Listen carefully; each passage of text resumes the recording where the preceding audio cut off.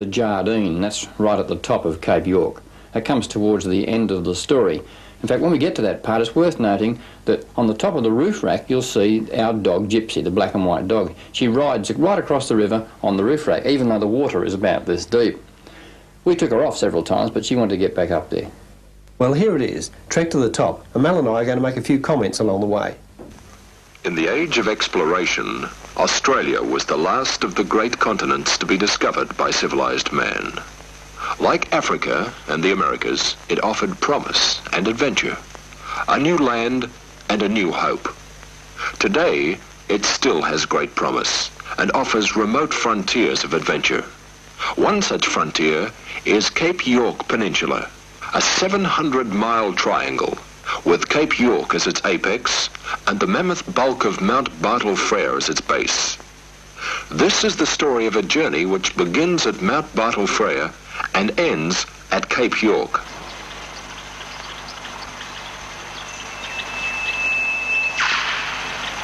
Mount Bartle Frere is the highest mountain in Queensland.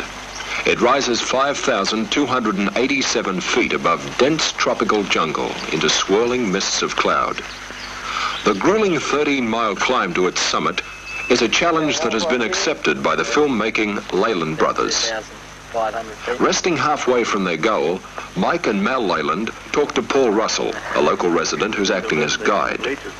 Neil Huntley is the fourth member of the team. They've been plagued by leeches, but Paul insists that today they're only mild. Some of these leeches, you get them in your eye, that's when you have some fun. You can imagine. Yeah. They get right inside your eye? Yeah, they go right across usually enough in the top of your eye, under your lid.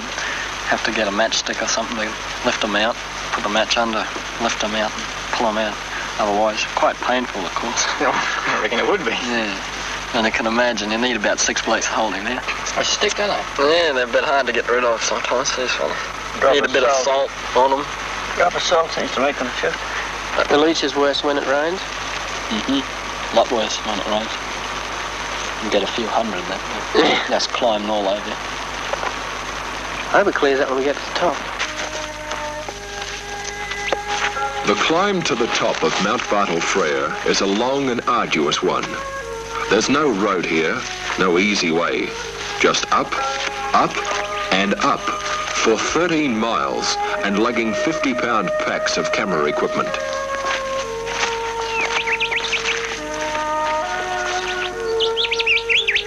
In the clouds, the mood of mountain is mysterious and eerie. The moist, swirling mist which envelops the lichen-festooned jungle arouses more leeches. It's soon time for another de-leeching stop.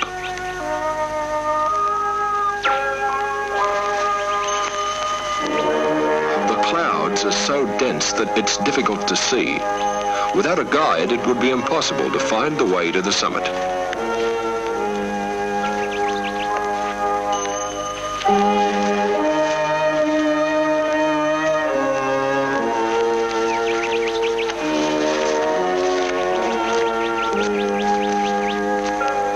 After 10 miles, the climbers emerge from the jungle canopy onto windswept slopes for the final assault. The rolling clouds begin to clear, and the sun shines through. The summit's not far now.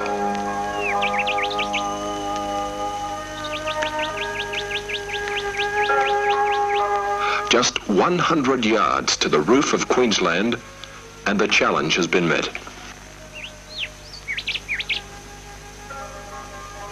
Mel Leyland and his brother Mike look to the north. That is the way ahead. 700 miles to the northern tip of the Australian mainland. To provide a unique film record, the Leylands will face a hazardous journey. They'll travel by vehicle through dense tropical jungles crisscrossed by washed-out gorges and flooded crocodile-infested rivers. It will be a tough but worthwhile trek to the top. This program was the first episode of our Off the Beaten Track series, and at our base camp here on a beachfront near Cairns, we introduced our team to the viewers. Mike was the cameraman. Pat, my first wife, looked after our daughter Kerry, who was 18 months old at the time. Mal recorded the soundtracks and took still photos. His wife Lorraine assisted him. Even the dogs, Gypsy and Bo, came along for the ride. The vehicles are equipped with special wide tyres for the sand and mud ahead. There's winches for the tough spots, as well as a boat and outboard motor. 2 caravans, specially equipped for film editing, complete the convoy, which drags itself over 100 miles of mountain roads to the first town, Laura.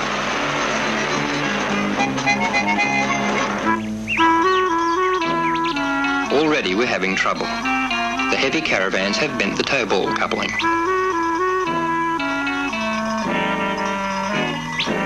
There's no spares, so we turn it upside down and carry on. The track is getting rougher.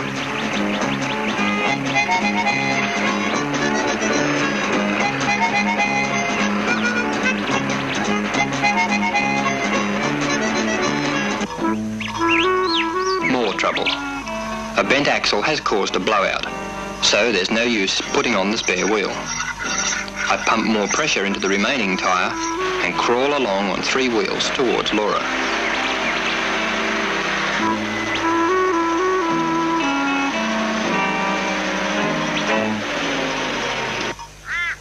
The sleepy town of Laura is obviously the end of the road for the caravans, so we leave them behind and head north.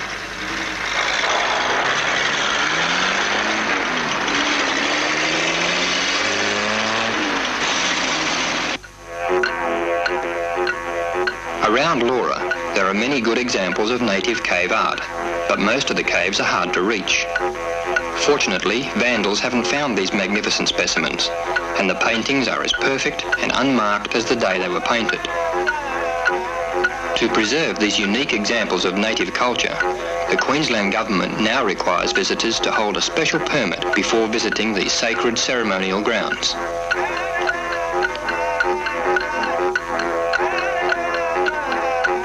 I make a photographic record of every painting in the cave.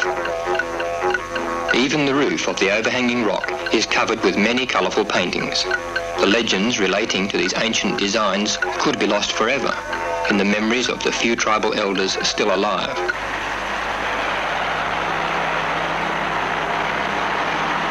The heaviest wet season for 10 years has turned the roads into slush trails, but the big tyres are able to keep moving as the Leylands head out to Princess Charlotte Bay. The Laura, Kennedy and Normanby river systems drain into Princess Charlotte Bay, creating the greatest collection of lagoons and swamps in Queensland.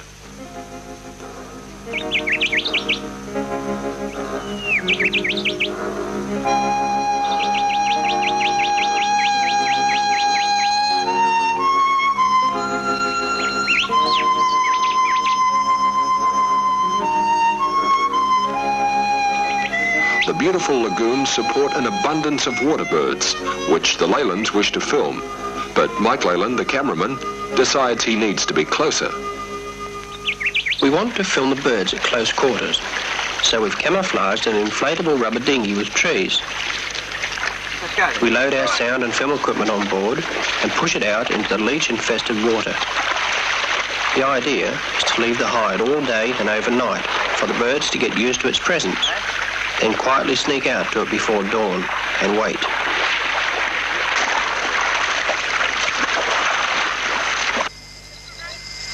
The sounds of the swamp increase as the sun's warming rays bring life to the new day on the lagoon.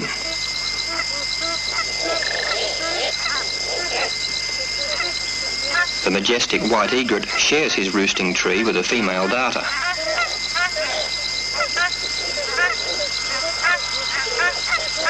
More darters move in and search for food in the lagoon. Some white egrets are already on the prowl for small aquatic animals.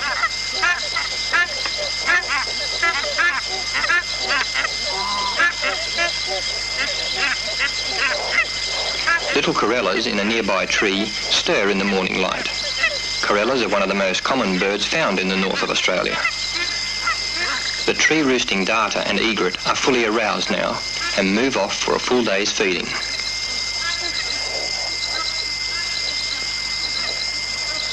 Inside the hide, it's uncomfortable and cramped, and the leeches are crawling all over by now, and they don't like moving on.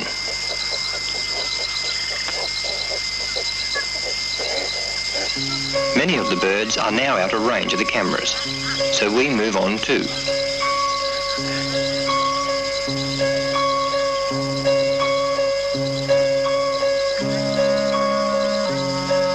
Through the camera lens, I catch a glimpse of iridescent green moving slowly through the lilies. They're beautiful pygmy geese. These delicate creatures are found on almost all of northern Australia's lagoons and seldom leave the permanent waterholes.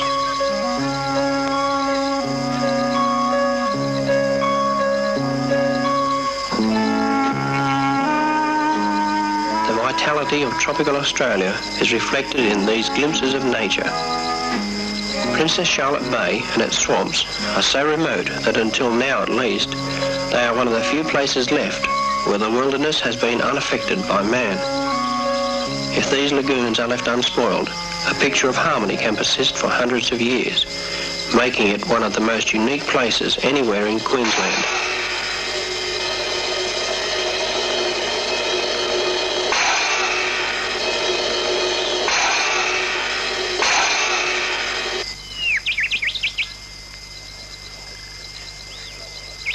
The fringes of the swamp are favourite spots for lizards, and while Mike and Mal are in the hide, the girls have found a beautiful specimen of a blue tongue.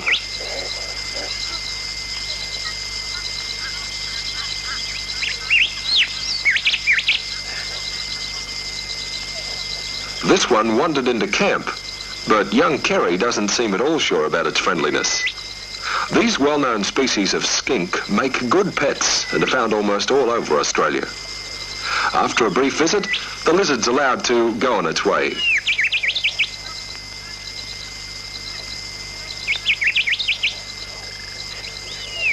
Kerry would rather play with Bo, but the playground is no place for a deadly snake. Mike and Mal are still in the hide, so Lorraine kills the snake. It was just a little too close to camp to leave alone. And Lorraine reckoned that the camp shovel was just a bit too short. As soon as Mike and Mal return, they hit the road, for there are 500 miles to go to reach their objective. Cowan, the last town on the trek north, and an important fuel stop. How long has it been since someone got through the Archer? It's the first time, or about a month. About a month. They Winston fell, that's the fellow from Wolverton, Bill Jackson. He lives just on the other side there. Sort of station It's there. all right now, is it? And the Wenlock is a fair way up, isn't it? Well, that's north of Morton. Morton's on the Wenlock. Is it? And that's where you think you might have trouble. I think that'll be your downfall. Is it pretty boggy, or marshy sort of stuff, or what is it? Just water. Just deep. The track follows the telephone line to the top of Australia, but isn't open to traffic yet. The local residents of Cowan think the river of Wenlock will be the leyland's downfall. This local couldn't care less. It's been about 8 months since the track has carried traffic. The heaviest wet season for 10 years is only just ending. None of the party knows just what may lay ahead. The Archer River, first of many crossings, is easy. If you made the trip today, the crossings are even easier. There's a large concrete bridge over the Archer River now, but the water tastes just as sweet. The vehicles have been especially prepared for the expedition, with water tanks under the mudguards of one Land Rover and under the tray of the other. In fact, things certainly have changed since we shot this film. The southern bank of the river now boasts a roadhouse with hot and cold meals. And the roads don't look like this anymore either.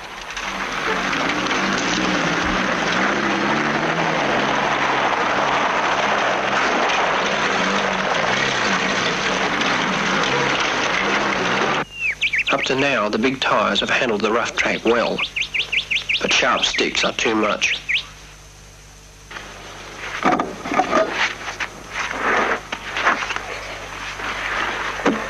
With tyres twice the area of conventional wheels, they have twice the traction, but also are more prone to picking up stakes.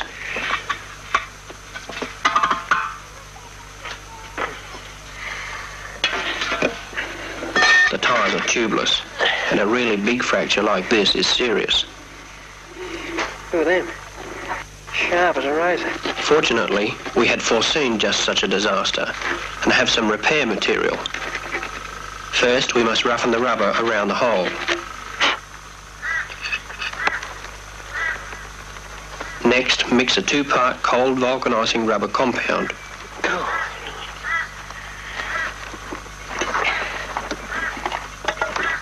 50-50, I suppose it's supposed to be.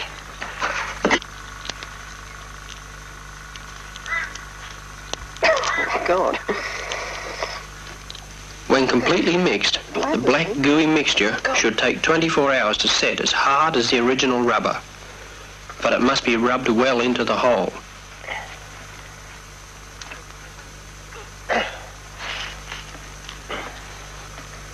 Using the narrow spare wheel, we carry on up the track while the rubber hardens on the big tyre.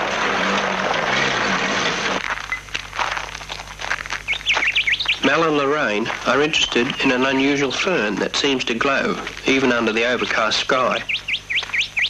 We don't know what these are, but there's plenty of them about. They're bearing some kind of fruit. I wonder if it's edible. When tasting unknown berries, the first test is smell, followed by cautious tasting. Doesn't taste bad at all. A cross between mango and orange. But if we were going to try and survive on them, we would need to wait a day before trying any more, just to be sure. Suddenly, the track turns to water.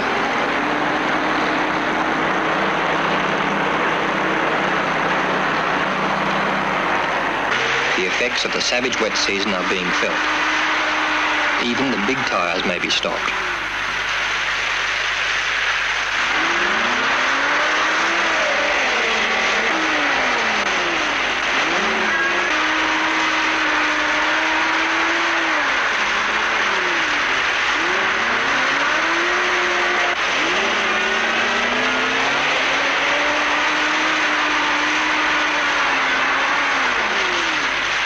Made it.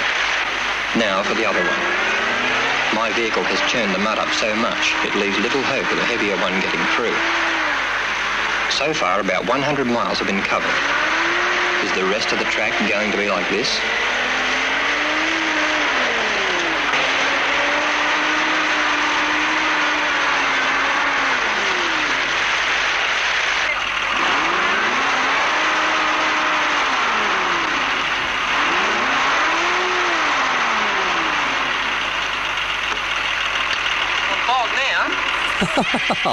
No kidding, mate. Are you really, Bob?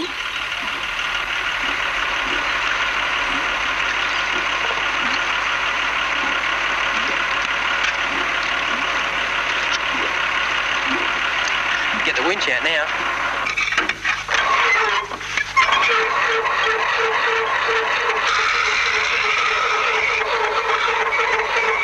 With the block attached, the winch can move 8,000 pounds. So it shouldn't have too much trouble.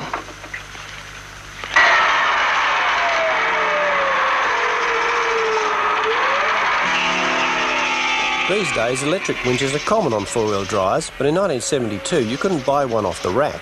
This one was especially made up using an aircraft starter motor, and it really worked well and created a lot of interest amongst other four-wheel drive owners.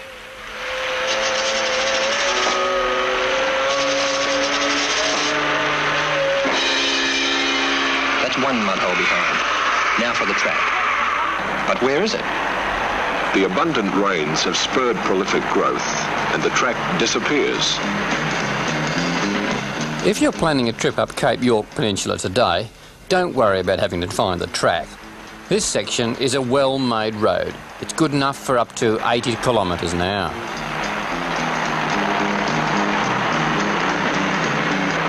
The choked-up radiators must be cleaned out regularly to prevent the engine from overheating. Cape York Peninsula is crisscrossed with hundreds of rivers, normally dry at this time of year, but the abundant wet season turns even the most humble creek into a formidable crossing.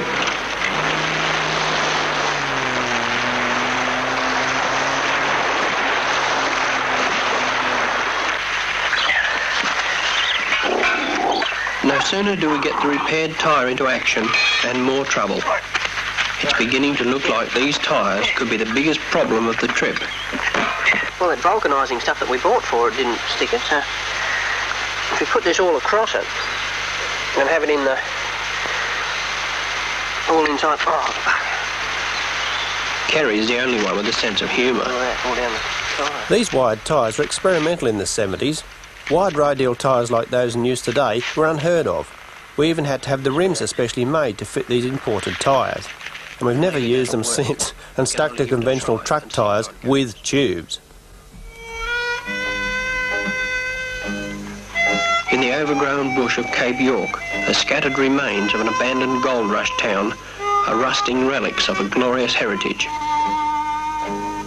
Oh, who could paint a gold field and paint the picture right, as old adventure saw it in early morning's light?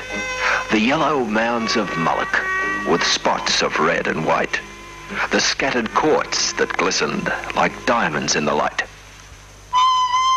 The old gold town of Wenlock is a ghost town. To walk its empty streets where people lived and died is to sense the spirit of the past. Let the imagination run free and you can almost hear the sounds of long ago. I hear the fall of timber from distant flats and fells, the pealing of the anvils as clear as little bells, the rattle of the cradle, the clack of windlass bowls, the flutter of the crimson flags above the golden hulls. Ah, then their hearts were bolder, and if Dame Fortune frowned, their swags they'd lightly shoulder and tramp to other ground. Oh, they were lion-hearted who gave our country birth, stout sons of stoutest fathers born from all the lands on earth. Those golden days have vanished, and altered is the scene. The diggings are deserted, the camping grounds are green. The monkey-like face of a spotted cuscus watches quietly from a treetop perch. These rare creatures are unique to the monsoon forests of Cape York Peninsula, although a closely related species exists in New Guinea. They're not often seen, and we believe this could be the first film taken of a cuscus in the wild. Scientific expeditions mounted specifically to carry out field studies of these animals have failed to sight any, even after months of searching. The low growling sound is the only hint of the vicious temperament of this apparently placid creature. Not far from the old ruins of Wenlock town is the Wenlock River. That'll be your downfall, said the skeptic in Cohen. And it looks as though he may be right. Our arrival is watched by a pair of ominous eyes. The eyes of a crocodile. Cape York is the home for all sorts of crocodiles, and these rivers and creeks are favourite spots for the freshwater variety. Unlike their man-eating cousins, the Johnson crocodile is harmless to man and feeds mostly on fish. These sharp teeth can still inflict a nasty wound, but they usually keep out of the way. At the first sign of intruders, they take to the water. There, they are the undisputed kings.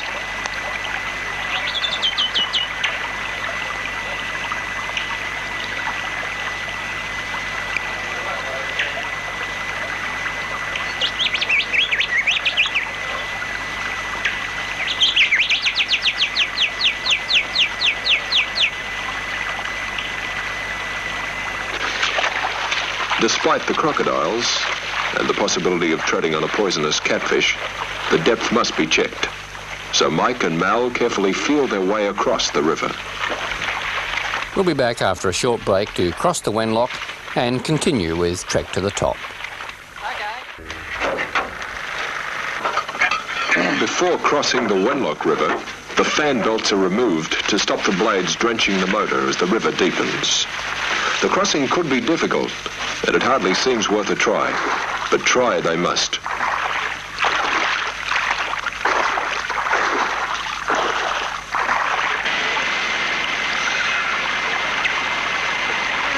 A blue-winged kookaburra looks on as Mike attempts the crossing.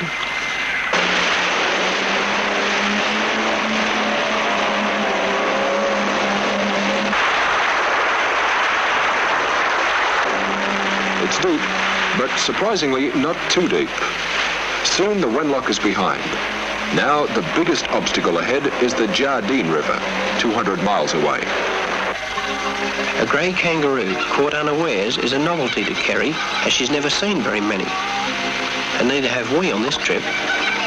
Yet it appears to be ideal kangaroo country. We soon find out just how ideal it is for kangaroos. They come out of the bush for a handout. The Scammels, Cape York's most remote residents, feed the kangaroos on their daily outing with the baby. Mrs. Scammell is the wife of the linesman at the outpost telegraph station of Moreton.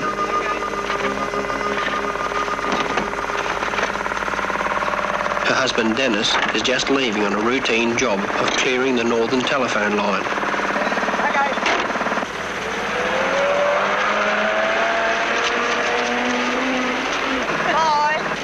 His job is to maintain 120 miles of the line. We lose a full day due to more trouble. By now, Dennis will be well ahead, working about 40 miles to the north.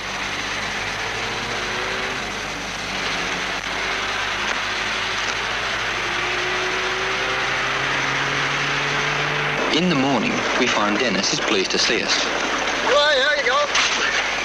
Hey.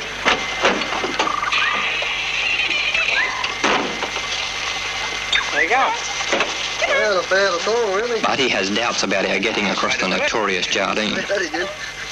Well, I'm just about to ring up Bamega now, anyway, so I'll ask how the Jardine is for you and see if it's going down any further. Using the portable telephone, Dennis contacts the Northern Mission Station at Bamega. You reckon? Hello. How's the Jardine, anyway? Is it going down at all? Still up a fair bit, eh? Be over 4 foot, I suppose. More, is it? Goes down pretty slow, that's the trouble.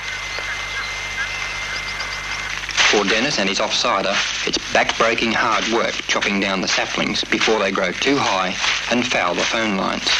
This job is just one of the many links keeping the telephone line open with Thursday Island. But the job has its dangers.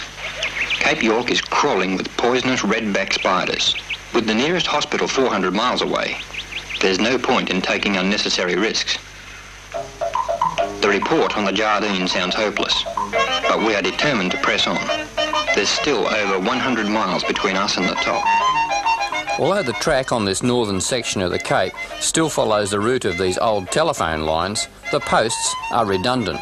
Telecommunications nowadays are carried by microwave link towers.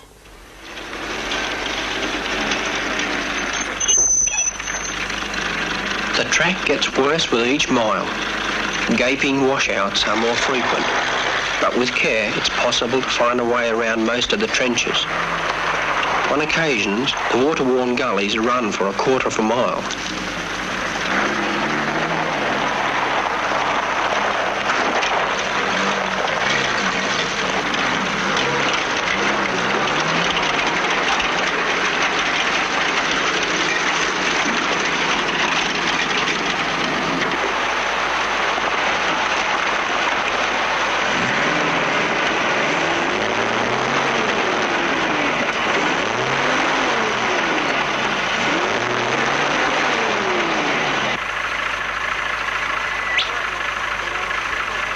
The crumbling sand often needs a nudge with a shovel.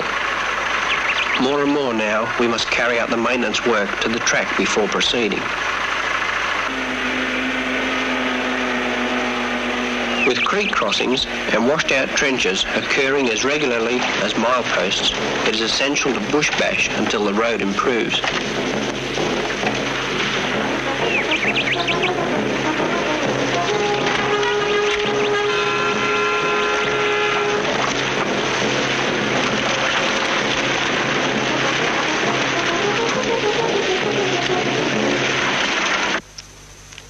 We only have small portable trench shovels, which are not really good enough to make a real impression on some of the obstacles. This riverbank is so steep that we toil for 3 hours just to take the cliff-like effect out of the bank. It would take all day to do a proper job, so Mel decides to give it a go.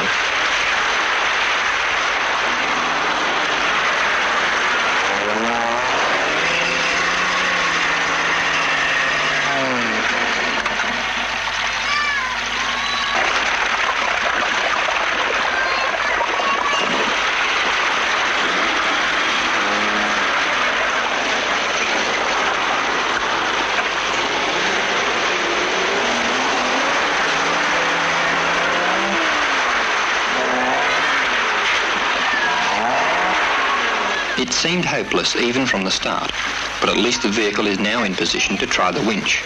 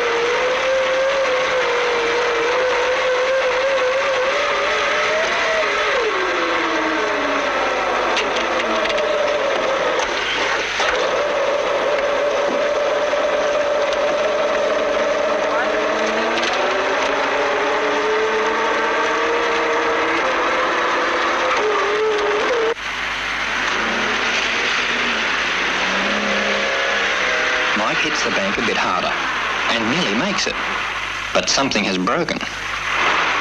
Oh no, not another breakdown. All the teeth gone off, is it? This is more serious than a flat tyre. 7 teeth are stripped from the differential crown wheel. Fortunately, there is an airstrip near the coast, close enough to risk travel on the front wheel drive alone. There we can wait for a replacement to be flown in after ordering it by radio. On a beach near the airstrip, we find a cave. Strange chirping sounds appear to be coming from inside, so we decide to investigate.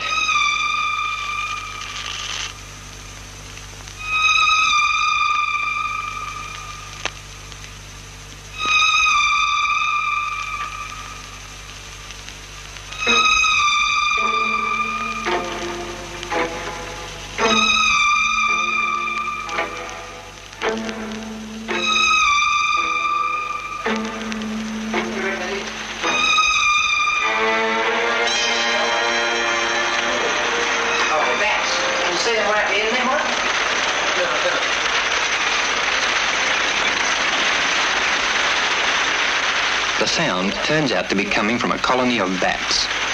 There's thousands of them. The filming light has disturbed them, and they go into a frenzied panic. Mike and Mal are trapped with a single mass of bats, all determined to be first to the cave entrance. A frightening, unique, and eerie experience.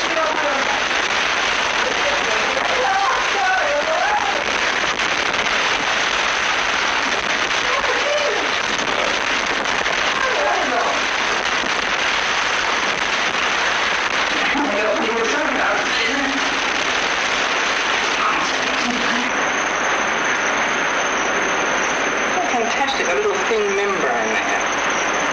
Just take him outside and give a better look at him, eh? Take him outside in the sun. Hey, there's a snake up there. Up there, see? Beyond the rock.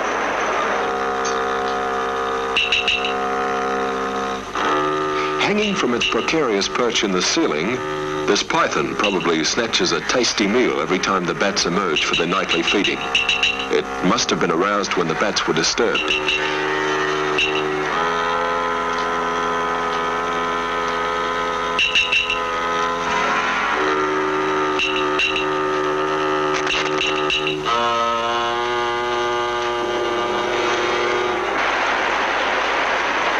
got one? Oh, is it? Oh, thousands of them in there. It's a bit hard to catch, though. Only got the one.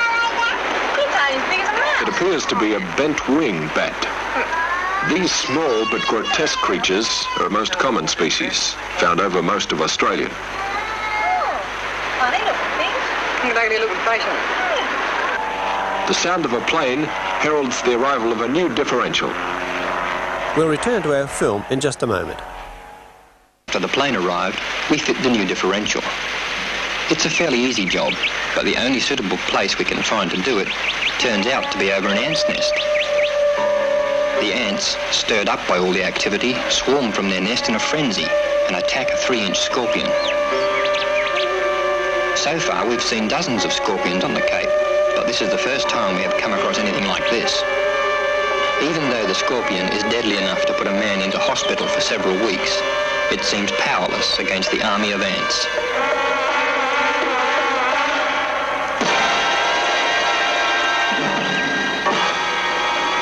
scorpions vary in colour and size. There's always the worry of them crawling into camp, and no one dares go to bed without first shaking out their sleeping bag.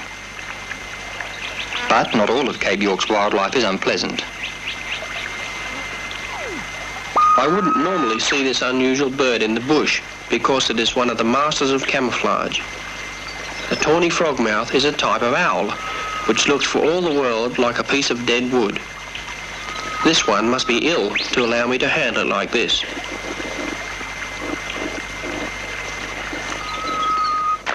Back on the track, fallen trees present a new kind of hazard, but the chainsaw makes easy work of it.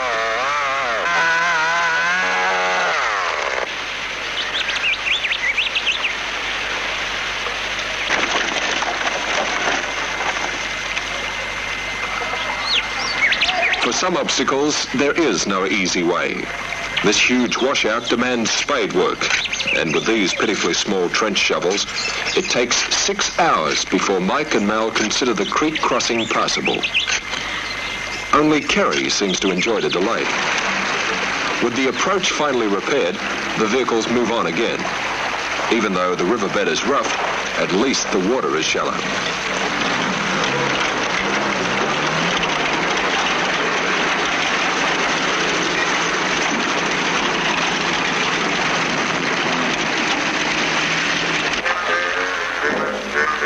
This one is too deep to drive across, but fortunately we don't need to. Mike has sighted an unusual plant on the far bank, so he crosses by rope. And this is not as easy as it looks.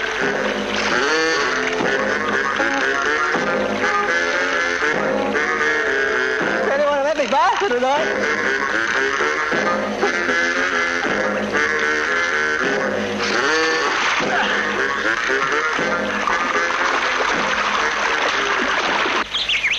The plant turns out to be an insect-eating pitcher plant. They grow from infertile soils on the banks of some rivers of Cape York. This extraordinary plant has developed pitcher-shaped extensions to its leaves. Their function? To trap unsuspecting ants and insects. Once caught, they cannot escape the digestive juices and are devoured.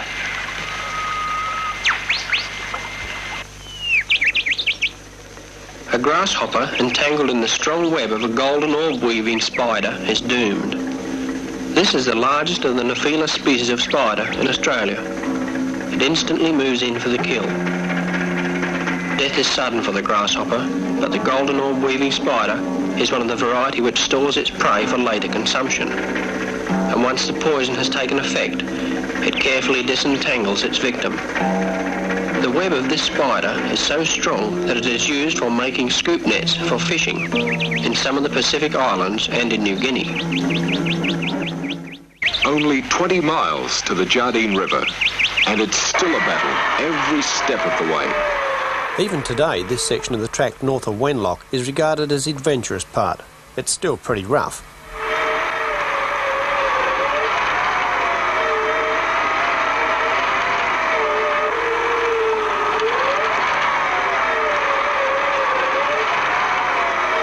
Once more, the winch saves the day. At times, rougher techniques are more effective.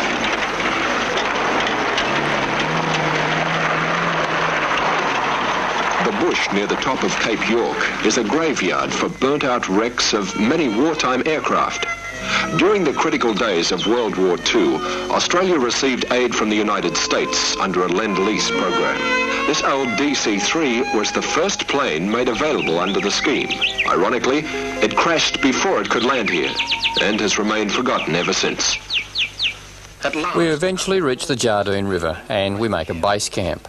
After a week of waiting for the river to drop, a group of fellow travellers joined us, and they followed our tracks and our road repairs from Cowan. They joined us on the banks of the swollen river, and like us, they felt disappointed to be beaten when we were so close to the top. They offered to help us, and together we decided to give the crossing our best shot. The first step was to mark the safest route across the river. It was 150 metres wide.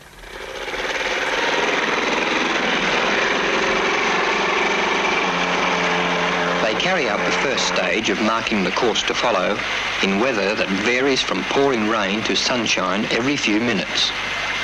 Wet this fan belt off now, Mel. That should stop a bit of the water getting in. Yeah, righto.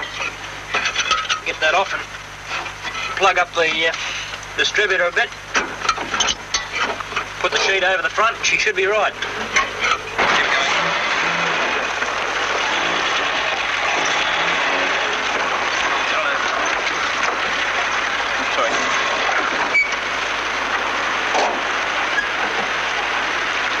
Motor running all right now?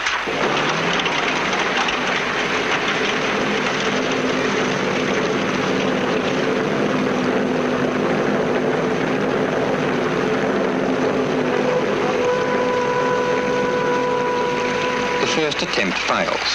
The sandy riverbed is unable to support the vehicle's weight, and even the wide tyres dig straight in. The water-filled drum left on board to provide additional weight over the wheels certainly isn't needed.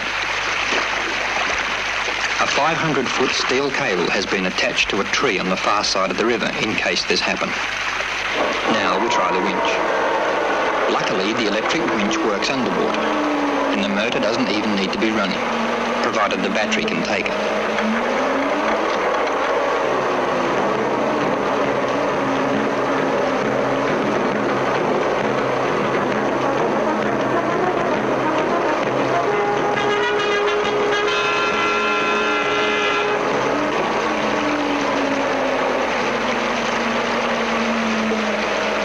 Slow as it is, we are making progress. But now the battery gives out. The enormous strain is too much. To get this far and be beaten is a bitter disappointment. And it's still a long way to the other side. Maybe the skeptics were right. If you go there today, you probably wouldn't be able to have all this fun. From June to October, a vehicle carrying barge will take you across the Jardine. For a fee, of course. It pulls out easily backwards, even over the soft sand. If only we had a vehicle on the other side to tow it through. This thought gives rise to an idea. We pull together all our wire ropes and have enough to reach right across the river, 500 feet to a tree where we attach a snatch block. The cable can then be run back across the river and pulled by another vehicle. If it works, we can tow the Land Rover through without the need to have the motor running or a healthy battery.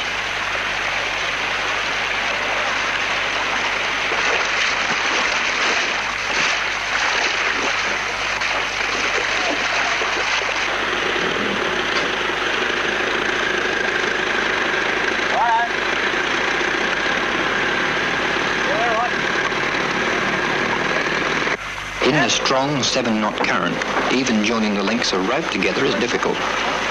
Without the extra manpower, it would be impossible. Finally, all is set, and the experiment begins. So far, so good, but it's a long way to the other side, and no one is sure what to expect.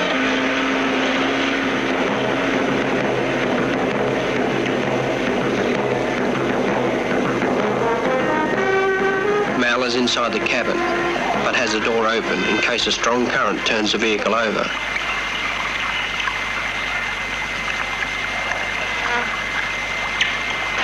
So far that rope is holding, but now for the deep part.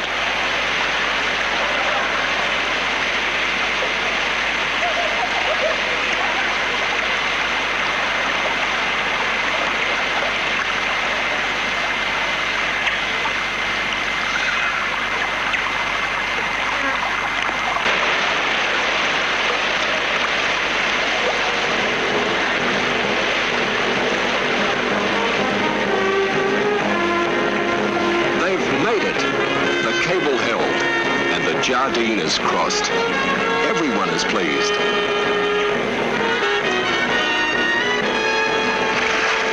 An oil change for the car and a fast trip north. The last 50 miles are relatively easy, and soon the northern extremity of the Australian mainland is just ahead. 500 miles of water-torn track are behind. All that remains are the last few yards. Our new-made friends scrambled aboard and travelled with us for the last 80 kilometres to stand together on Cape York. Cape York Peninsula was certainly off the beaten track in 1972 when we made that film. If you were to make the trip today, it'd be a lot easier than that. And we have a lot more off the beaten track destinations for you, so keep watching Leyland Brothers World.